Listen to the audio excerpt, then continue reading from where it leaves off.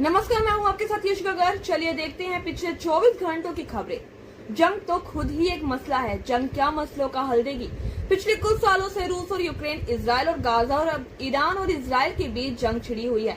कुछ दिन पहले भारत और पाकिस्तान के बीच भी खूब तनातनी देखने के लिए मिली थी। अब इस तमाम लड़ाइयों को लेकर एक स्टडी सामने आई है जिसमें बताया गया है कि कैसे जंग न सिर्फ लोगों को दर्द दे रही है बल्कि हमारे वातावरण और धरती को भी नुकसान पहुंचाने का काम कर रही है। यूके और यूएस के रिसर्चर्स ने एक स्टडी में बताया कि जंग में इस्तेमाल होने वाले बारूद और सैन्य वाहन पर्यावरण को लगातार नुकसान पहुंचा रहे हैं। इसके अलावा जिन बिल्डिंगों को तबाह किया जाता है उनसे निकलने वाली गैसों से भी इन्वायरमेंट को बड़ा नुकसान हो रहा है। अगर ये लगातार चलता रहा तो हमारी पूरी धरती के लिए काफी खतरनाक साबित हो सकता है। इससे उबर पाना बेहद मुश्किल हो जाएगा। केंद्रीय मंत्री नितिन गडकरी ने टोल टैक्स के नियम को लेकर बुधवार को एक बड़े बदलाव की घोषणा की। इससे सामान्य लोगों को काफी राहत मिलने वाली है। नितिन गडकरी ने सोशल मीडिया के जरिए बताया कि अब 3,000 रूपए में फास्टैग पास बनेगा जो कि आपकी यात्रा को फ्री कर देगा, लेकिन यही लिमिटेड टाइम पीरियड के लिए ही होगा।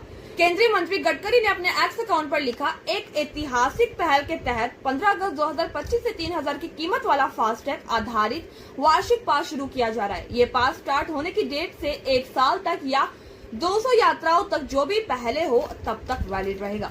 ऑपरेशन सिंदूर के दौरान भारत और पाकिस्तान में सीज फायर कराने का क्रेडिट लेने की डोनाल्ड ट्रंप की होड़ के बीच बुधवार यानी कि 18 जून को प्रधानमंत्री नरेंद्र मोदी की अमेरिकी राष्ट्रपति से पहली बार बात हुई। 35 मिनट की फोन कॉल में पीएम मोदी ने आतंकवाद पर सख्त रुख अपनाते हुए डोनाल्ड ट्रंप को साफ कर दिया कि भारत को अमेरिका के साथ ट्रेड डील का लालच नहीं है और आतंकवाद के खिलाफ किसी भी तरह का समझौता नहीं किया जाएगा। विदेश सचिव विक्रम मिस्री ने बताया कि बातचीत में प्रधानमंत्री नरेंद्र मोदी ने डोनाल्ड ट्रंप से कहा कि पाकिस्तान की गोली का जवाब भारत गोले से देगा। ऑपरेशन सिंदूर के साथ अभी भी भारत की आतंकवाद के खिलाफ लड़ाई जारी रहेगी। भारतीय नौसेना को दुनिया की सबसे आधुनिक और ताकतवर सेना की लिस्ट में रखा जाता है। अब समुद्र में भारतीय नौसेना की ताकत और ज्यादा बढ़ गई है।